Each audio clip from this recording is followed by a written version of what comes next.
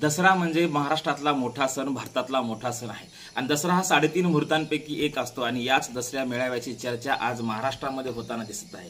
नेमके कोणाचे मेळावे होणार आहेत, किती मेळावे होणार आहेत आणि याचा परिणाम या महाराष्ट्राच्या राजकारणावर आणि येणाऱ्या विधानसभेवर कसा होणार आहे पाहूया त्या व्हिडिओच्या माध्यमातून।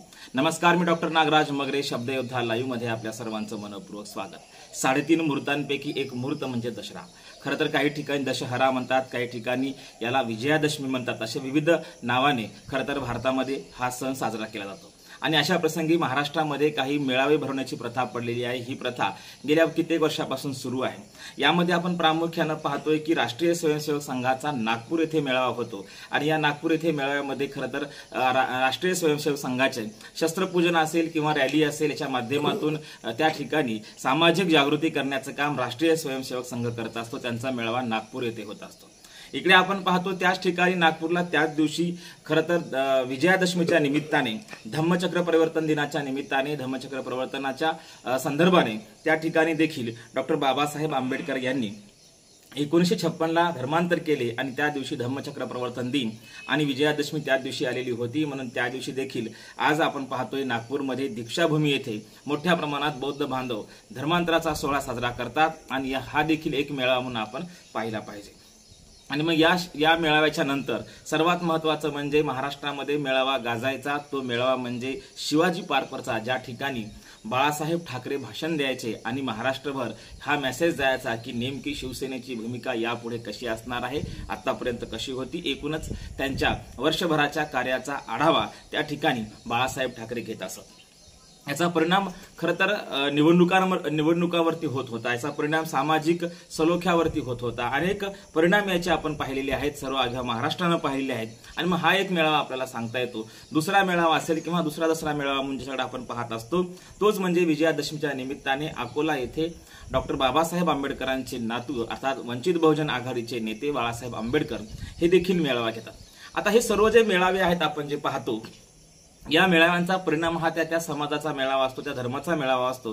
खरं तर हे काही दसऱ्याचे मेळावे आहेत, हे जातीचे धर्माचे मेळावे म्हटलं तर याला वावगं ठरणार नाही। प्रत्येक समुदाय आपला आपला मेळावा घेताना आता दिसत आहेत। त्यानंतर आपण पाहतो की भगवानगडावरती वंजारी समुदायाचे असलेले आणि महाराष्ट्राचे नेते असलेले आदरणीय स्वर्गीय गोपीनाथजी मुंडे साहेब हे देखील भगवानगडावर मेळावा घेत होते आणि हा मेळावा देखील मोठ्या प्रमाणामध्ये महाराष्ट्रातून लोक या मेळाव्याला यायचे आणि हा मेळावा देखील वंजारी समुदायाच्या वतीने मोठ्या प्रमाणात साजरा व्हायचा आणि या मेळाव्याची देखील चर्चा ही भारतभर आणि महाराष्ट्रभर होत होती।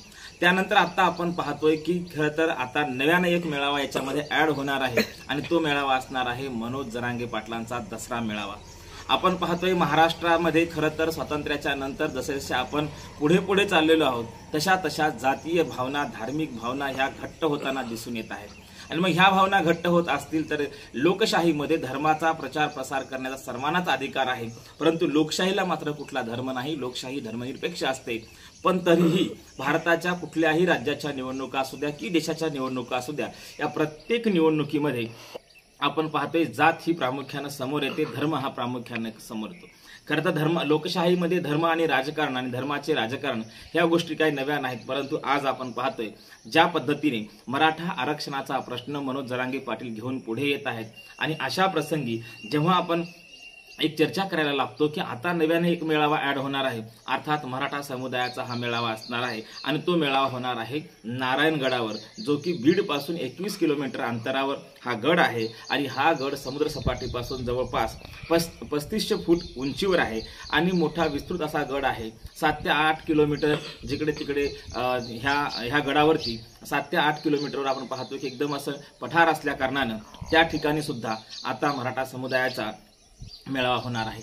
खरं तर हे मेळावे भारतीय संविधान सांगतं प्रत्येकाला जातीचा धर्माचा प्रचार प्रसार करण्याचा अधिकार आहे, परंतु हे मेळावे जे आहेत ते जात घट्ट करणारे मेळावे आहेत का, हे मेळावे धर्म घट्ट करणारे मेळावे आहेत का, आणि मग जातीच्या भावना, धर्माच्या भावना अधिक घट्ट करणारे हे मेळावे असतील तर मग हा नेमका समतेचा पराभव म्हणायचं का, लोकशाहीची मूल्य समता, स्वातंत्र्य, बंधुत्व, न्याय या मूल्यांचा पराभव म्हणायचं, हा खरं तर मी आपल्यावर प्रश्न सोडणार आहे।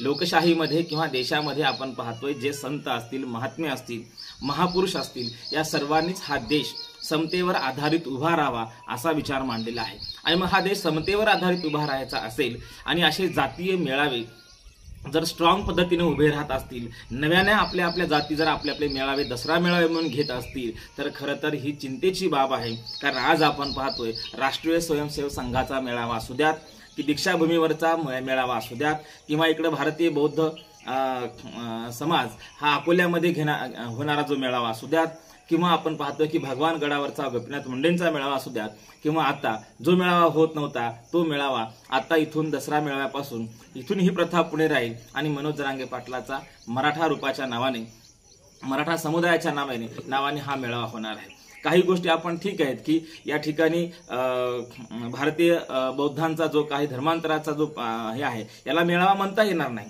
हे तितकं सत्य आहे। कारण ही एक ऐतिहासिक घटना आहे, त्या घटनेचा एक ऐतिहासिक घटना असल्याने त्याचा एक साजरा म्हणजे जो वर्धापन दिन ज्याला आपण म्हणू तो साजरा करण्याची पद्धत आहे।